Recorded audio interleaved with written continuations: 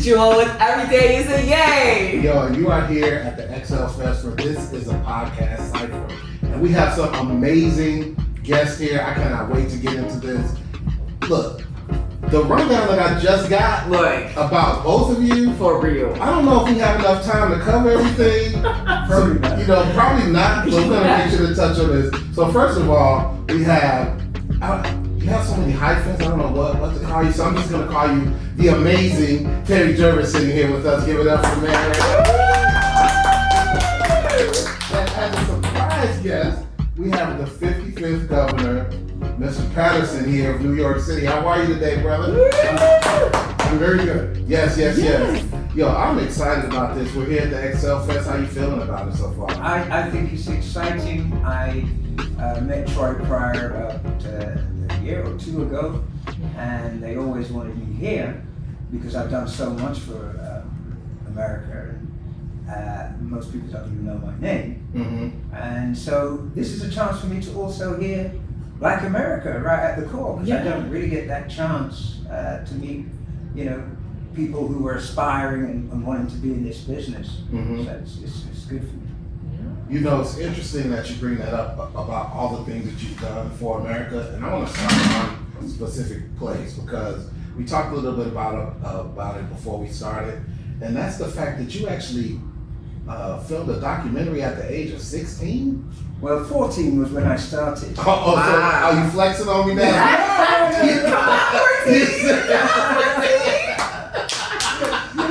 You know what? The thing is, I had a box set called Black to Back. Okay. Yes. Black, which was about 100 years of recorded black music. Mm-hmm. Wow. And Amy Winehouse took The title.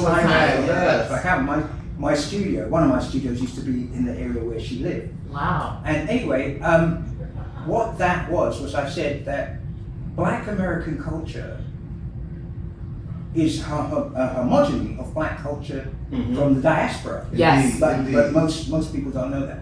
And it has been truly a gift to the world. Yeah. Because it doesn't matter if you're talking about Aretha Franklin, Otis Redding, Sam Cooke, Laverne Baker, Ella Fitzgerald, Sarah Vaughan, Anita Baker, right up to Beyonce. The music has touched people's lives and soul. And I haven't even begun to talk about hip hop. Mm-hmm. Yeah. But I've been involved with all of them. I'm the living repository of probably about 150 years of Black history because I knew them when they were alive. You look so young. Exactly. I'm in my 60s. Okay. But part of me coming here was also to meet Governor Paterson because I heard about him, and my big thing is about leadership around the world, and leadership being our voice in the world. Yes. Not just about our condition, but actually we inherit this world too. Mm-hmm. And what are we giving back to the world? That says a lot about us, and that's been predominantly our culture because we've been allowed, and I put that in quotes, to push that.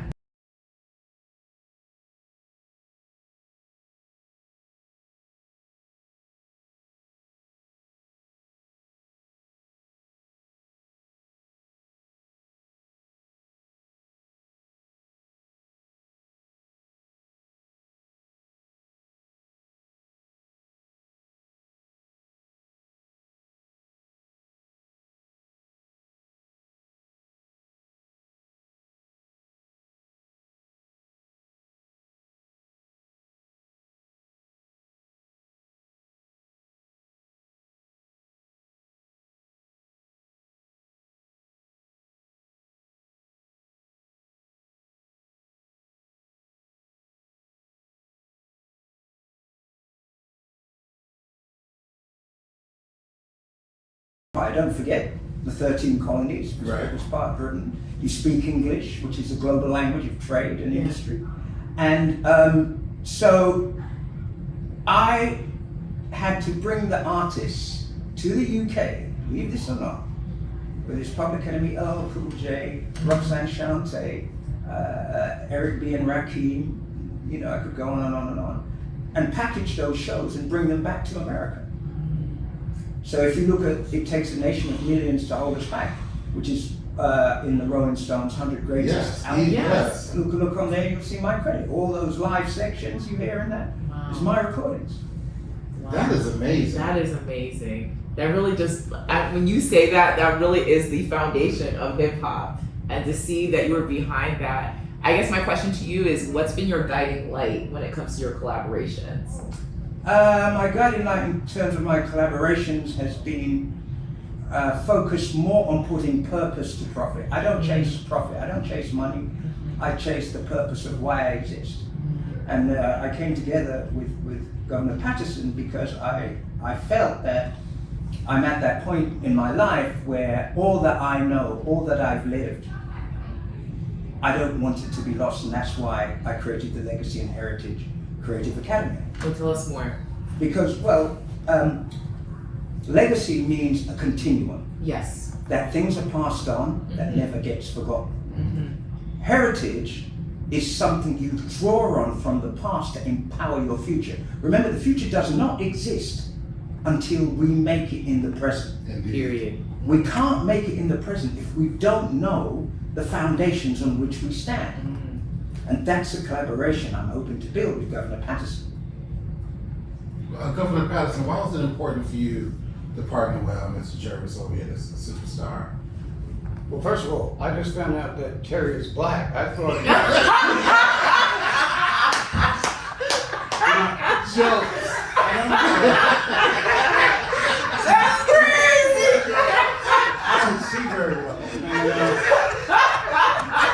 I thought even someone like Alistair Cook or something like that. And, but seriously, I was brought to Terry by a gentleman named Reggie Maynard who was here. Yes. And in just the ideas and just his accomplishments are so stunning that they should be known around the world. Yes. And particularly based on where he was and what he had to work with at those particular times. And so particularly his work on preserving the memory of the pilots of the Caribbean is really important, because nobody knew that during World War II, countries like Jamaica and Barbados and they got together and sent their best flyers into that region, and in many ways preserved the United States, who probably could care less about them, but they did something for the whole world. And these are the types of things that Terry works on, and I'm really excited about helping. Definitely. Terry, why is it important for you to go along this path? Have you heard of Clarence Abel? I have, yes. Right. So Clarence was a very good friend of mine. Yes. We spoke nearly every day for 35 years. When Clarence had Taboo Records, he had an artist called Alexander O'Neill and a woman by the name of Sherelle. Yes. Okay.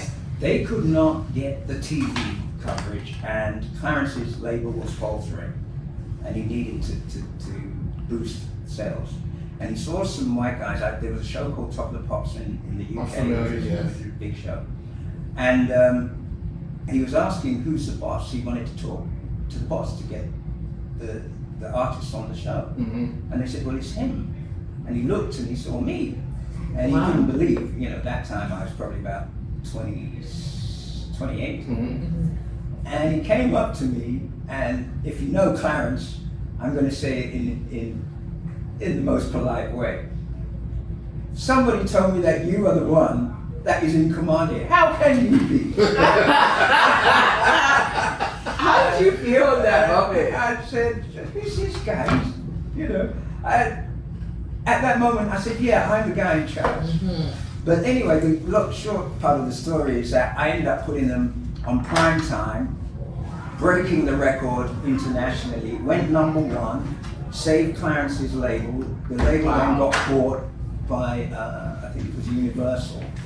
And Clarence then was hired to become the chairman of Motown. Wow. And then he spoke to a guy called Gerald Busby at the time, who was part of Boston Ventures, a venture capitalist firm, and what was MCA Records, that bought Motown, and a woman by the name of Karen Sherlock, and they asked me to come and help build Motown International.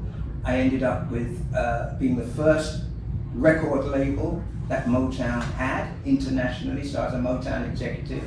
And I did Stevie Wonder's first ever digital concerts, the Temptations, launching Johnny Gill as a solo artist on Motown, and various Motown into rap. And then signed Boyz II Men, helped them to sign Boyz II Men. And we took everybody to Jamaica and did Motown 30. So Susan DePass, I met her and talked about, we needed something beyond Motown 25 so Motown doesn't get forgotten. And then I did Motown 30 in Jamaica. Were you there for Motown 25? I wasn't here in the US. But, Okay. Yeah, because that's an iconic. That was the moonwalk makes its appearance. But I ended up directing and producing some of Michael Jackson's concerts for television. Yeah, that is amazing. That is, you're a living legend. No. Literally. Yes. Well, my question, as you were like going through your journey, was there ever a moment where you're like, hey, I'm seeing the impacts of what I'm doing? Because you're bringing our culture globally and you're breaking glass ceilings. Like, when did you start to recognize, hey, like, I'm making history here, or what I'm doing is impacting people? I never focused on myself, so I never actually asked myself or said to myself that I'm making history.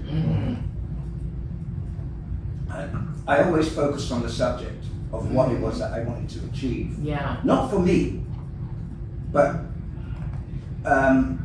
it's always about, in my profession, and I think what gets lost is in this narcissistic culture, everybody's about self-promotion and about, I am the big I am. I'm just a tool. And I chose not to be in front of the camera because my skills were mainly behind the camera. Yeah. And also, there are a lot of people out there whose voices can't be heard. And if I've got the power and the ability to make those without a voice heard, then also I've got to do that. But I also have to teach people the economics of that. Is that freedom is not free. Yes. It's not. Freedom comes at a price, and we all pay the price for freedom. And some people, like with the Pirates of the Caribbean and Tuskegee Airmen and some of the things I'm working on with Governor Paterson, have paid the price for us. Yeah. And I knew them. I'm in living memory of them. Yeah. So I never reflect on myself.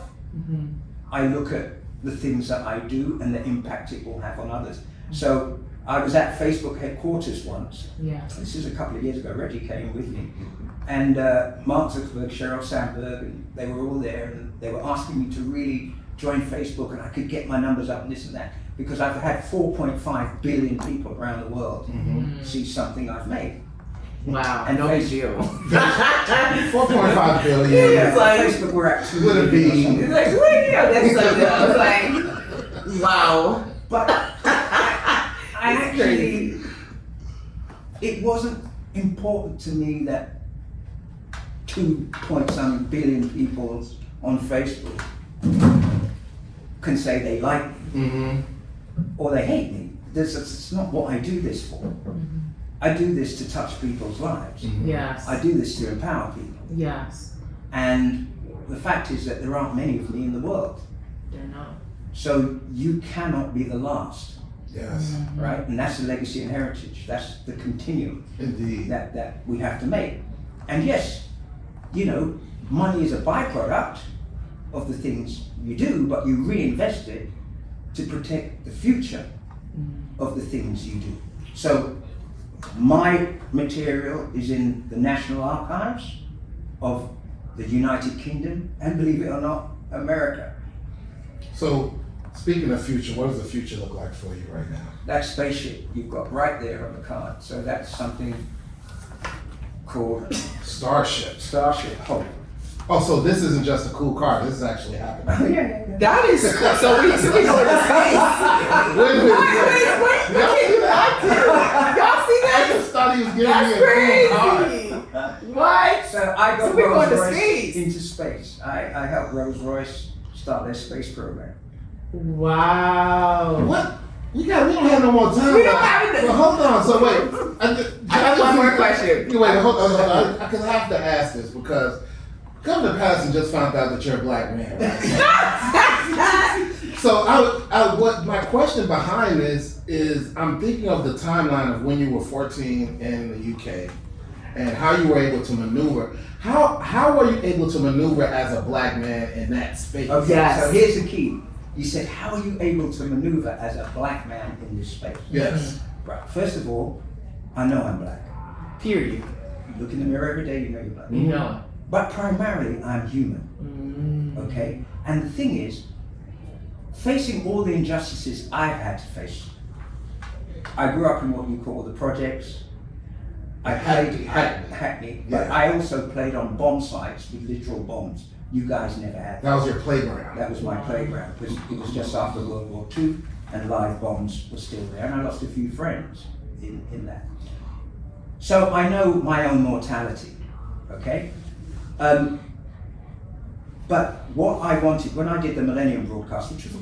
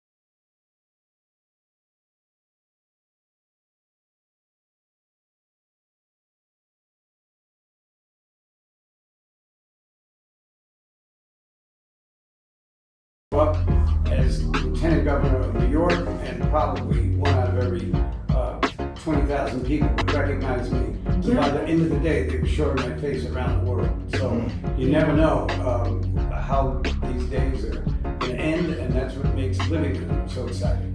Yeah. Yes. How about you, Mr. Jervis? We'd love to hear your response. what makes my day is a smile. If I meet somebody like the two of you that just greet you with a smile, that's it. Yeah. Smile is the most universal language in the world because It is. every human being recognizes it. So that's my yay into my day. Yay! So thank you so much. I want to give a shout out to Essentia, who's been quenching our thirst doing this broadcast, and the amazing Shure Mike, who's been capturing all this great history, this legacy talk, this heritage talk. We are so fortunate to be able to have this conversation with you, and I look forward to talking to you some more. And I have some breaking news. What's the breaking news? Terry Jervis's viewership is just going up to 4.6. Okay.